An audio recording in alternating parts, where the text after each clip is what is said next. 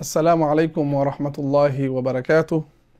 الحمد لله والصلاة والسلام على سيدنا رسول الله وعلى آله وصحبه ومن والاه وبعد. اللهم صل وسلم على سيدنا محمد الفاتح لما أغلق والخاتم لما سبق ناصر الحق بالحق والهادي إلى صراطك المستقيم، صلى الله عليه وعلى آله وصحبه حق قدره ومقداره العظيم.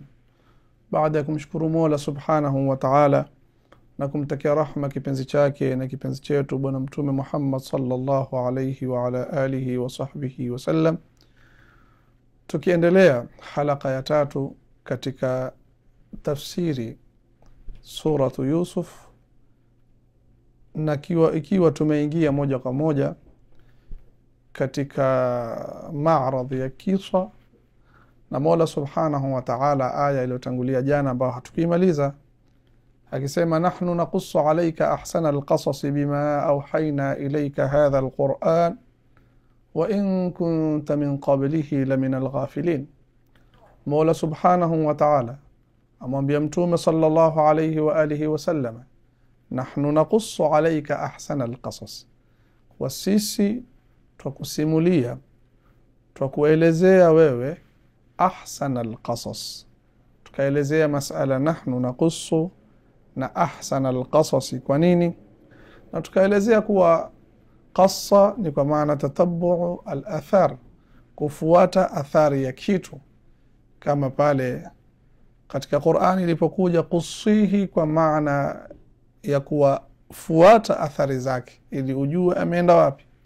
Na tukasema kuwa ndio wana lugha wafahamisha ya kuwa ilivyokuwa kutoa historia ya mtu na kutoa habari ya mtu ni kama kufuata athari zake moja baada ya nyingine. Mola Subhanahu wa Ta'ala akasema nahnu naqussu alayka ahsana alqasas. Kwa hivyo ahsana alqasas tukasema tusichukulie kwa maana ya kuwa ni kisa hichi peke yake, bali ni Qur'ani mzima kwa maana ya ahsana aliqtisasi, kwa uzuri wa kuelezewa ni maelezo ya Mola Subhanahu wa Ta'ala. Ahsana alqasasi tuweza kuichukulia njia mbili alqasas, ima kuibeba alqasas kuifanya kwa maana ya masdari, ikawa takdiri yake ni nahnu naqussu alayka ahsana aliqtisas, sisi twakuelezea wewe, sisi twakusimulia wewe ahsana aliqtisas, yani kusimulia kulokuzuri zaidi hapajapatapo kuonekana katika maisha ya binadamu. Maana yake wote waliotoa hadithi ama story za watu waliochangulia haitofikia uzuri namna Mola Subhanahu wa Ta'ala anavyomuelezea mtume sallallahu alayhi wa alihi wasallam vile visa. Au tuchukulie ahsan alqasas tuifanye ni tuseme ni masdari kwa maana ya mafuuli, itakuwa nahnu naqussu alayka ahsana ma yuqassu, sisi twakusimulia wewe kizuri zaidi ambacho kwamba chasimuliwa. Yani kama kuna story watu wameelezewa, basi si mzuri. Story mzuri na hadithi mzuri na visa vizuri ni hivi ambavyo kwamba Mola Subhanahu wa Ta'ala atakusimulia wakati huu, na huwezekana ikaja masdari kwa maana ya mafuuli. Hilo ni jambo maalumu katika Al-Qur'an Al-Karim, kama imekuja katika suratul Baqara, kullama ruziqu minha min thamarati rizqan qalu, kullama ruziqu minha min thamarati rizqa. Rizqa, arrizq imekuja kwa maana ya marzuq, na kwa dalili ya Mola Subhanahu wa Ta'ala mbele ya ayatu akimalizia kullama ruziqu minha min thamarati rizqan qalu hadha alladhi ruziqna, kwa dalili ya sura ya fi'li ya kuja majhuli ni kwa ile rizqi kwa maana ya marzuq, maana hadha alladhi ruziqna min qablu.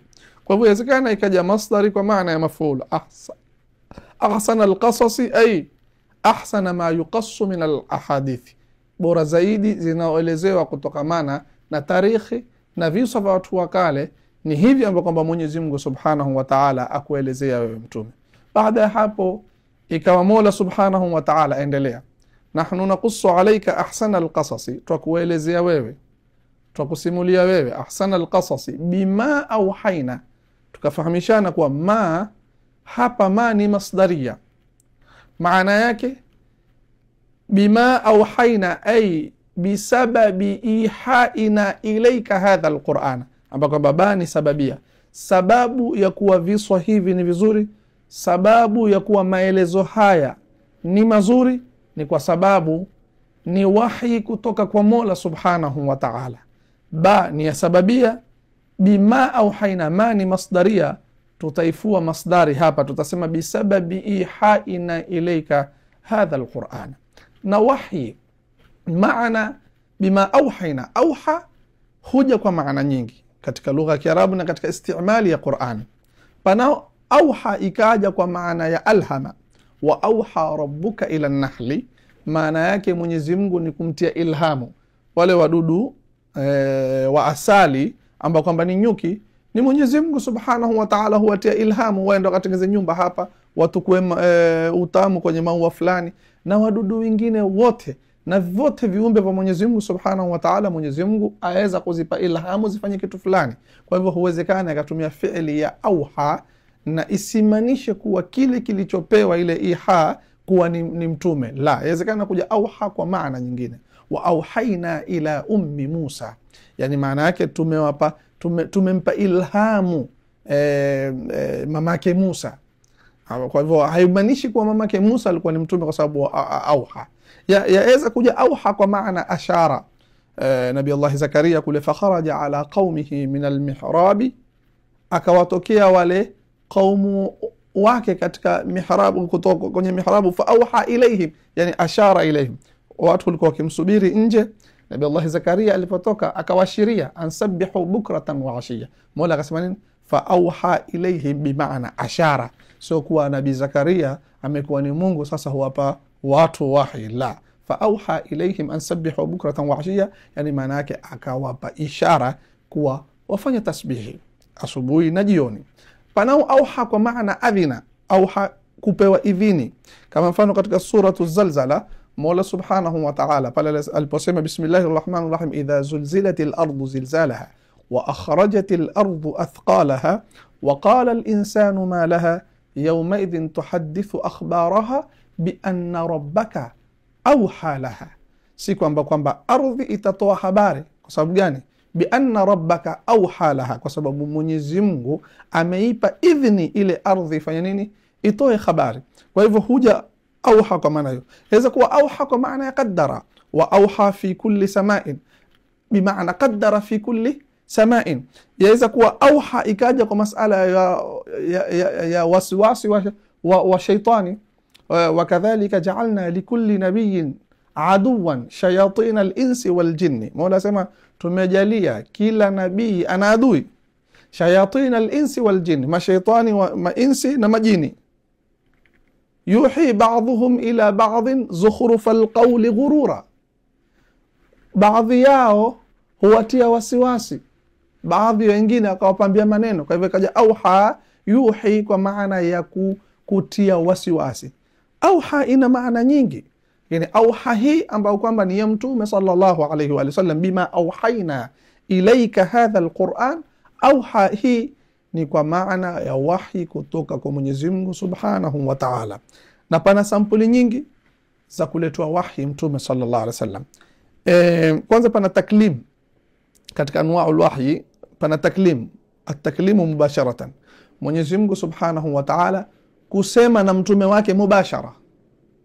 Na hili limemtokea mtume wakati wa Lailatul Mi'raj alipozungumza na Mola subhanahu wa ta'ala, fa auha ila abdihi ma auha ma kadhaba alfuadu ma raa. Ile ni taklim mubasharatan, imma yaqdatan, yani ndio kama hivyo katika Lailatul Mi'raj, yani mubasharatan, macho kwa macho kama hivyo, au manaman, kama kauli ya Ibn Abbas kusema mtume sallallahu alayhi wa alihi wasallama aliposema atani rabbi fi ahsani sura, Mola subhanahu wa ta'ala amenijia katika ahsani sura. Hadithi ndefu katika mtume sallallahu alayhi wasallam fima yahtasimu al-mala'u al-a'la, hadithi ndefu, lakini atani rabbi fi ahsani sura ni miongoni katika wahi ambao kwamba ni manamia. Hii ni manamia, ile ya kwanza hii ni manaman, ile ya kwanza ni yaqdha. Na huwezekana wahi ikawa ni kupuliziwa katika arruh, moyo. Pana tofauti katika Kiarabu, pana arrau na arruh. Arrau ni kubabaisha, kubabaika. Arruh ni moyo. Mwenyezi Mungu Subhanahu wa Ta'ala katika Mtume sallallahu alaihi wasallam asema inna ruhal qudusi nafatha fi ru'i, yani amenipulizia, amenitia katika moyo wangu, katika akili yangu, kuamrishwa kwa Mtume sallallahu alaihi wasallam afanye jambo fulani. Miongoni mwa sampuli za wahi ni arruya sadiqa, ndoto ya ukweli. Huweza wahi ikaja na ruya al-anbiya, twajua sisi ni kuwa ni wahi, kama ilivyosema kuwa ruya al-anbiya ni wahi, ndoto za manabii ni wahi. Ndio pale katika hadithi ya badul wahi kama ilivyo katika Sahih al-Bukhari, Mtume sallallahu alaihi wasallam, Aisha sema Mtume sallallahu alaihi wasallam, awwalu ma budi bihi Rasulullah sallallahu alaihi wa alihi wa sallama min al-wahyi ar-ru'ya as-salihah, yani alichoanzishwa nacho Mtume sallallahu alaihi wa alihi wa sallam, katika hadithi ya Aisha, alichoanzishwa nacho Mtume sallallahu alaihi wasallam kutokamana na wahi ni ar-ru'ya as-salihah, ni ndoto ya ukweli. Kwa hivyo ndoto pia ni katika moja njia za wahi. Pia kama alivyosema Ubaid ibn Umair wa huwa min kibari tabi'ina, alivyosema ru'ya al-anbiya'i wahyun, kwa ru'ya al-anbiya'i wahyun, ndoto za manabii ni wahyi. Na huja wahyi an tariq Jibril naye pia huja kama alivyokuja kumsomesha Mtume sallallahu alaihi wasallam, kumwambia iqra bismi rabbikal ladhi khalaq, na mara nyingi alizokuja kwa Mtume. Kwa ufupi tutapata bima auhaina ilaika, wahi huu ni wahi wa kutoka kwa Mwenyezi Mungu Subhanahu wa Ta'ala kumpatia mtume wake, na sio ule wahi wa maana zile nyingine. Bima auhaina bisababi ihaina hadha alquran, tukusimulia visa vizuri au usimuliaji ule uzuri, bima auhaina, kwa sababu ya kukupa wahi sisi mtume, hadha alqur'ana, hii Qur'ani. Wa in kunta na fil hali, ulikuwa, wengine wasema wa in kunta kuwa ni mukhaffafa min inna, yani hala kaunika, ulikuwa wewe, hali ya kuwa ulikuwa, min qablihi, kabla ya kuelezewa na Mungu, min alghafilina, ni miongoni mwa wenye kughafilika. Nini maana wa in kunta min qablihi la min alghafilin? Ghafala katika lugha ya Kiarabu huja kwa maana ya kukiacha kitu, ihmalan la nisyanan, yani kitu kakiachia mbali tu, wewe mwenyewe tu hujishughuliki nacho. Kana kwamba Mtume sallallahu alaihi wasallam kabla ya hapo ulikuwa hashughuliki na qasas, hashughuliki na historia za waliopita nyuma. Sasa Mola alivyomuelezea katika Qur'ani, kwa vile kuwa yeye alikuwa hashughuliki, kwa sababu angojea wahi, kitu ambayo kwa ya wahi, akawa hajishughulishi na ngano ambazo kwamba huzisikia katika vitabu mbalimbali na watu mbalimbali, Mtume akawa hajishughulishi nao. Mwenyezi Mungu Subhanahu wa Ta'ala amwambia wa in kunta min qablihi la min alghafilina, yani miongoni mwa watu ambao kwamba ulikuwa hushughuliki, ulikuwa umeatana na mambo ya qasas, lakini sasa mimi nakusimulia visa au kisa ambacho kwamba ni kizuri, kwa mfumo ambao kwamba ni mzuri. Na alghaflatu ni adamu al-ittila'i wal ma'rifa, kitu kiwa hujui utaitwa min alghafilina. Si maana min alghafilina mtume alikuwa ameghafilika, mtume alikuwa amepotea, mtume alikuwa hafahamu. Hii ndiyo maana ya khitam ya aya kama hii. Baada ya hapo Mola Subhanahu wa Ta'ala akamwambia Mtume sallallahu alayhi wa alihi wasallama, yani katika maneno yanayoendelea, nahnu naqussu alayka ahsana alqasas bima awhayna ilayka hadha alquran, sisi tukusimulia wewe kiswa kizuri, au yani masumulio yalo mazuri, maelezo yalo mazuri, bima auhaina ilaika hadha alquran, kwa sababu ya kukuletea wahi sisi hii Qur'an. Ndio maana ikawa sababu, ndio maelezo mazuri kuliko visa vyote vilivyotolewa na watu duniani. Wa in kunta min qablihi la min alghafilin, hata kama na fil hali ulikuwa kabla ya kukueleza sisi. Mungu amwambia Mtume, kabla ya kukueleza sisi ulikuwa hujui wewe haya mambo, sasa yajue. Mwenyezi Mungu akaingia moja kwa moja katika kisa, akimwambia Mtume sallallahu alayhi wa alihi wasallama, nahnu naqussu alayka ahsana alqasas, sisi twakuletea. Wa idh qala, akaingia moja kwa moja katika kisa, Mola Subhanahu wa Ta'ala akisema, idh qala yusufu li abihi ya abati, inni raaitu 11 kaukaba washamsa walqamara raaituhum li sajidina idh qala yusufu. Idh amba kwamba ni dharfun lima madha min az-zaman, ni chombo ambacho kwamba chadulisha zama zilizopita. Idh yani zamani huko aliposema Yusufu kumwambia babake, amba kwamba qala ni fi'l madhi, Yusuf ndio mwenye kusema, ndio fa'il. Li abihi ni jar wa majrur, ni mudhafu, ha ni mudhafun ilayhi. Ya abati ni munada, abati ni munada mudhafu, hiyo te ni badili ya yaul mutakallim. Inni ni harfun mushabbah, hiyo amba kwamba yaul mutakallim ndio ismu yake. Raaitu 11 kawkaban, raaitu ni fi'l wa fa'il, 11 kawkaban ni maf'ulu, kawkaban ni tamyizi 11, amba kwamba jumla ya raaitu iko katika mahali ya raf'i, ndio khabari ya inni. Washamsa walqamara amba kwamba ni atfi ashamsa walqamara. Wengine usema wao ni wao alma'iya, washamsa walqamara, kama usema ji'tu washamsa ama ji'tu walqamara. Raaituhum tena fi'l wa fa'il na hum ni maf'ulu kabisa. Li ni jar wa majrur, sajidina ni hali. Mola subhanahu wa ta'ala asema idh qala, kumbuka ewe mtume aliposema Nabii Yusuf kumwambia baba yake. Na tutaona kuwa hii idh ikija kama dharfu, tufahamu kwa katika kawaid za nahau huwa ina mutaalliq, ina amil, kitenda kazi chake. Kama mimi mfano nikisema dharfu zamani, leo nitasema mimi zurtuka sabahan, ile sabahan kama sabahan ni dharfu zaman, amil ni ile zurtu. Tumefahamiana? Kwa hivyo hii idh tukisema ni dharfun lima yastaqbilu min az-zaman, lazima itataka amil. Amil wako sampuli tofauti wanazuona wamesema, amba kwamba Abu Hayyan katika al-Bahr al-Muhit asema amil ni qala ya bunayya. Ile qala ya bunayya la taqsus ru'yaka, amba kwamba itakuja mbele ndio amil ya idh.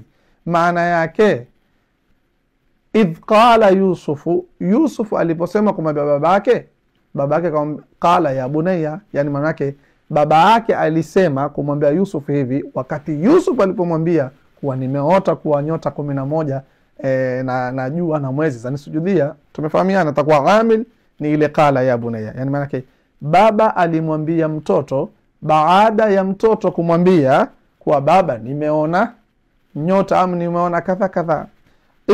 Ibn Atiyya katika al-Muharrar al-Wajiz asema amil ni naqusu, ay idh qala, yani nahnu naqussu alayka idh qala Yusuf, sisi tutakutolea habari muda ule Yusuf aliposema kumwambia babake jambo kadhaa.